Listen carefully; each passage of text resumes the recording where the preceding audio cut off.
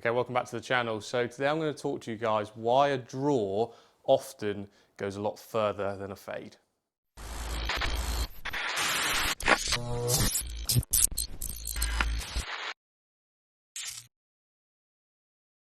Okay, so I'm here using GC Quad. What I'm going to do is I'm going to hit 7 irons, going to hit a load of draws and a load of fades, talk to you about the data and just explain to you why draws often go further than fade shots. We'll explain in detail using data and just help you understand. Right, so I'm going to hit some draws now. For me to feel like I'm hitting a draw, I'm going to aim slightly close to this alignment stick. That's going to move my path more into out, and then hopefully I just feel like I release it a bit more. So 10 or so draws, and then I'll hit some fades.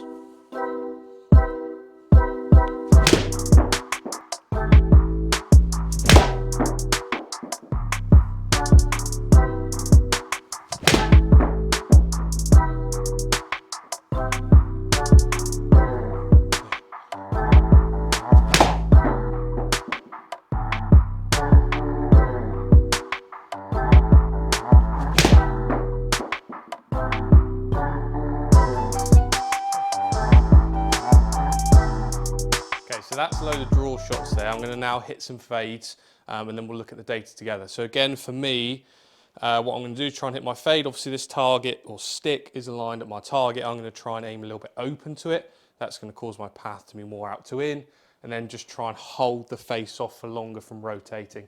That should cause a fade. So I'll hit these shots and then we'll look at the data.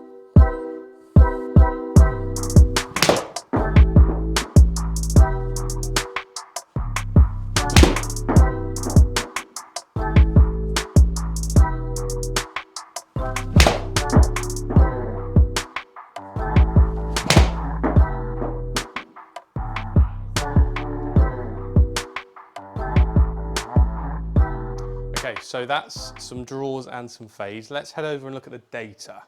So let's first look at what ball is doing. So red one's here, the 7-iron with a draw, and then the green 7-iron fade. So I was averaging, let's look at club speed. So I was averaging 98 miles an hour with the draws, and I was averaging 99 miles an hour with the fade. So very similar in terms of speed. Now, if we quickly look at distance, which is what we're talking about, I averaged 179 yards of carry with the 7-iron draw. With the 7-iron fade, I averaged 168. So that's 11 yards of difference. A club, nearly 2 clubs difference in terms of distance. And here's why. So obviously we look at face to path. Okay, face to path is what happens with ball flight and curvature. So again, with the draw, I was predominantly 4.9 degrees in to out. So to the right hand side with the face of an average 3.8 closed, causing the draw. Fade, I was averaging 2.5 out to in, so the other way, and 4.5 open. Now, when I'm more open, so the face is open to my path, the more I open it, the more loft I'm also going to create at the same time. So the more loft, the higher that ball's going to launch, and the more spin. So let's look at spin. With the 7-iron draw here, I was averaging 5,599 revs, which is low, okay? And with the 7-iron fade, I was averaging 6,700, so just over 1,000 revs more. The more spin it's going to create, the shorter it's going to go, okay? In terms of loft, the loft was actually very, very similar. I averaged around 29 degrees of loft at impact with the draw and 30 degrees with the fade. So with both as well, I tended to hit a little bit lower and a little bit more at the heel when I was cutting it. Again, that's a tendency I see from people who come across it and fade it too much.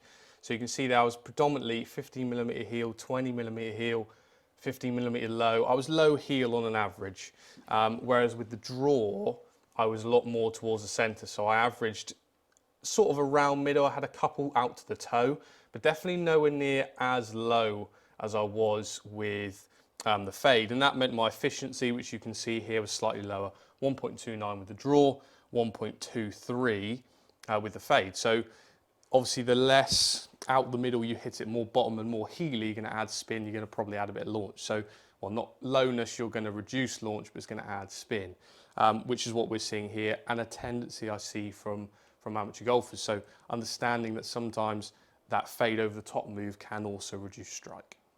Now, the reason that I'm saying a fade and a draw at different distances is, if you look at someone like DJ, he can control the fade and still hit it very far. But for the average golfer, when they hit a fade, it's just this high wafty cut. Okay, so I want to show you, you can see there from the data I've created, but I'm going to show you an exaggerated version of what people do. Okay, so I'm going to exaggerate here. I'm going to hit 1 and draw it as much as I can, and then I'm going to hit a 7-iron and try and cut it as much as I can. I'm going to show you those big differences that often I see from amateur golfers. So 7-iron kind of almost hook first. I'm going to aim way up the right, and I'm really going to wrap my hands close down the face.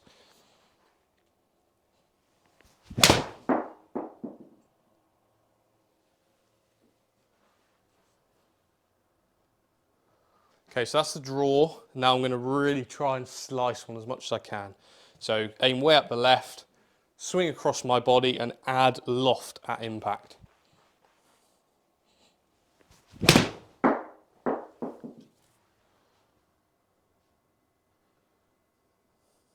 Okay, so that's those two exaggerated shots. I accidentally saved both of them as a 7-iron hook, but the second one is the big fade. So if we look at difference of distance first, the hook carried 183 yards, the fade, or the slice, carried 153. Quite a big difference. Now, let's look at club speed, because often people refer to club speed, the faster you swing it, the further the ball's going to go. And this is the big interesting thing. With the fade, which is that one, the second one, I did 101.5 mile an hour.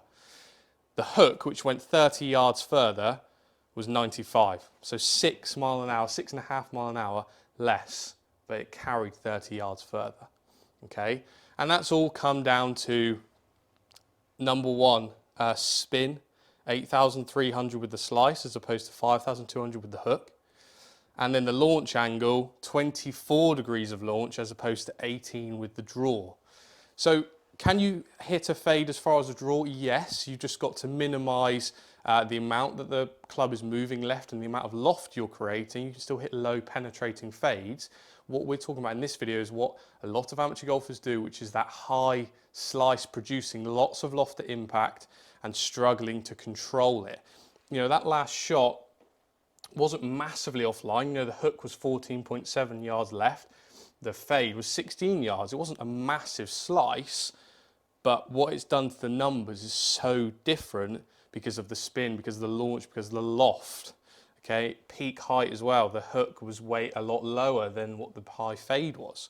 So understand that yes, you can hit fades as long as draws, but the majority of the time what people struggle with is they hit it a lot shorter. So I'm not saying go out and try and hit draws and hooks for the rest of your life. Try and straighten it up, or if you like the fade, you know, make sure you get to someone who can check numbers like this, and they can change loft, they can change maybe a club to suit you, and just change your ball flight. But that's a quick explanation, guys, of why a lot of the time a draw will go further than a fade for most amateur golfers.